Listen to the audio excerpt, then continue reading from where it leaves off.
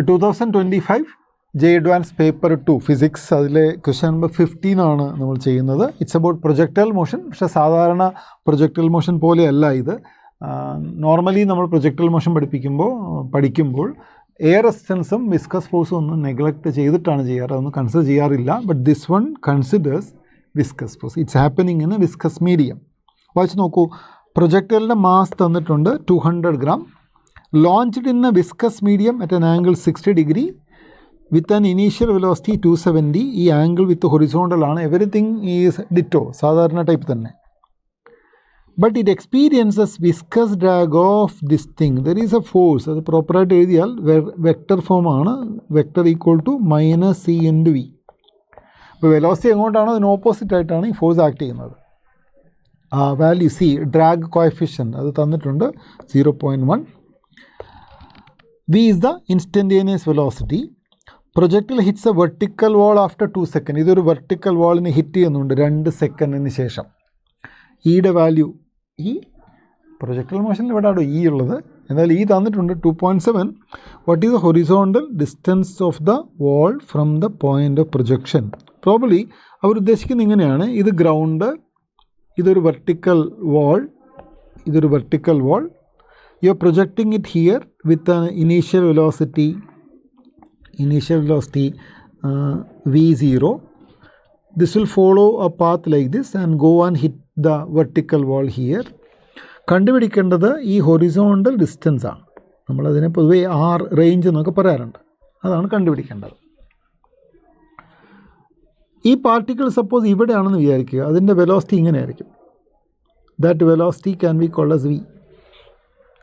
This velocity is opposed by gravitational force in the downward direction and the viscous force in the backward direction. ഞാൻ ഇവിടെ mark ചെയ്തു. Viscous force ഇങ്ങനെ backward ഡിറക്ഷനിലാണ്. That's why the negative sign. അതിൻ്റെ value cv ആണ്, negative sign.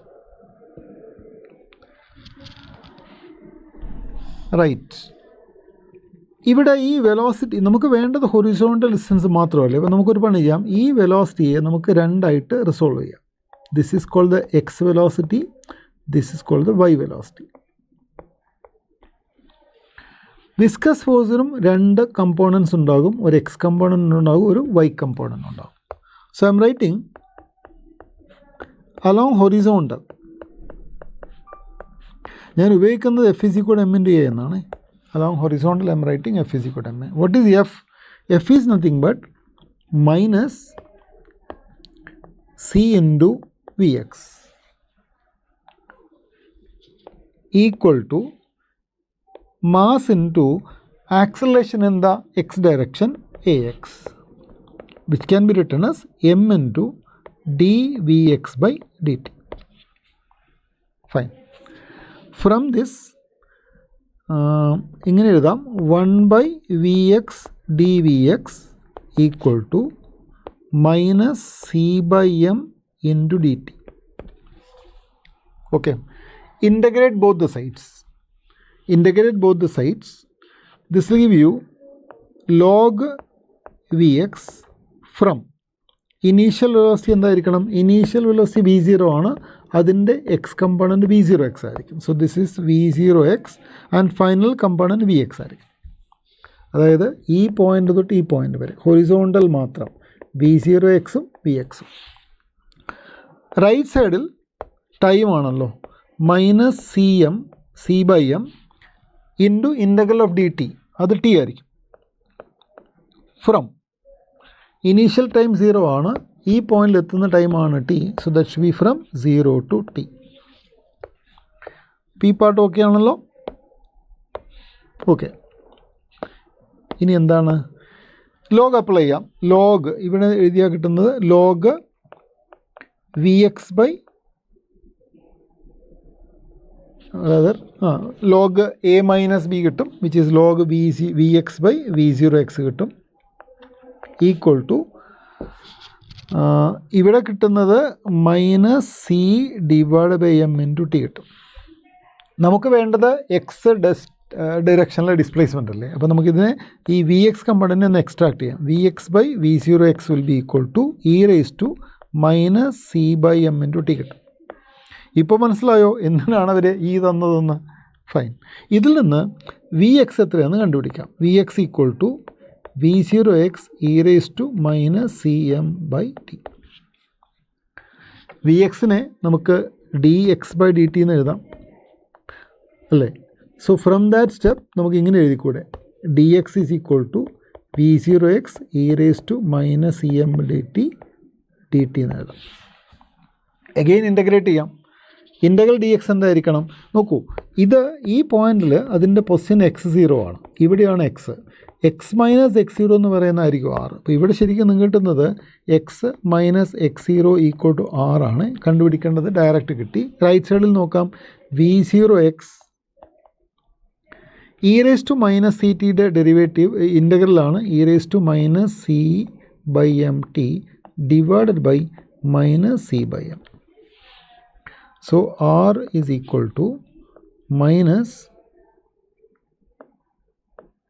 m by c v0x e raised to limit കൊടുക്കണം ഇവിടെ. Limit from 0 to t ആണ്.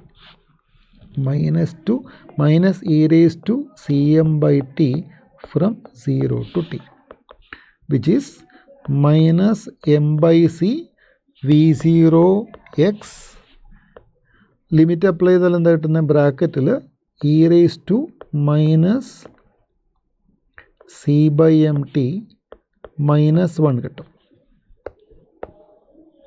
ഓക്കെ, ഇത്രയും നമുക്കൊന്ന് ചെറുതാക്കി വെക്കാം, സ്ഥലം വേണ്ടേ?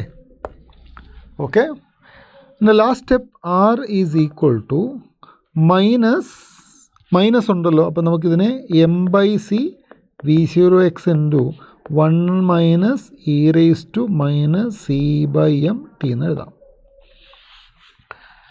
ടൈം തന്നിട്ടുണ്ട്. At t equal to 2 second ആണ് ഇത് കൊളൈഡ് ചെയ്യുന്നത്. So you have to put t equal to 2 second. എല്ലാ വാല്യൂ സബ്സ്റ്റിറ്റ്യൂട്ട് ചെയ്യാം. What is m? മാസ് എത്രയാണ്? മാസ് 200 ഗ്രാം ആണ്, which is 0.2 kilogram. Divide by സിയുടെ വാല്യൂ എത്രയാണ്? 0.1. So this is 0.1 into v0x. അതിൻ്റെ ഹൊറിസോണ്ടൽ കമ്പോണൻ്റ് ആണ്. Initial velocity എത്രയാണെന്ന് നോക്കൂ, അത് 270 ആയിരുന്നു. ആംഗിൾ എത്ര ഡിഗ്രിയാണ്? 60 ഡിഗ്രിയാണ്. So 270 into cos 60. കോസ് 60 എത്രയാണ്? 1/2 into 1 minus e raise to, വീണ്ടും മൈനസ് സിയുടെ വാല്യൂ എത്രയാ? 0.1. എമ്മിൻ്റെ വാല്യൂ 0.2 ഇൻറ്റു ടൈം എത്രയാണ്? 2. രസമുള്ള വാല്യൂസാണ് അല്ലേ? ബ്രാക്കറ്റ്. അപ്പോൾ ഇത് മനസ്സിലായല്ലോ. അപ്പോൾ അതിനെ ഒന്ന് ചെറുതാക്കി വെക്കാം, അവിടെ ഇരുന്നോട്ടെ. ഒന്ന് ചെയ്ത് നോക്കൂ. 0.2 ബൈ 0.1 എത്രയാണ്? 2. 2/2 കട്ട് ചെയ്ത് പോവില്ലേ? അപ്പോൾ അവിടെ കിട്ടുന്ന എത്രയാണ്? 270 ഇൻറ്റു 1 മൈനസ് ഇവിടെ എന്താ കിട്ടുന്നത്? 1/2 2. അത് ഇ റേസ് ടു മൈനസ് 1 കിട്ടും. This is 270 into 1 minus 1/e ആണ്, which is 270 into e minus 1/e. That's why they gave you value of e as 2.7. So this is 270 into 2.7 minus 1. 1.7 by 2.7. 2.7 100 times ആണ് answer കിട്ടുന്നത്. 170 metre ആയിരിക്കും. So that is the horizontal distance where from the initial point to the wall. അത് 170 metre ആണ്. So is 170 metre. കുഴപ്പമില്ല അല്ലേ?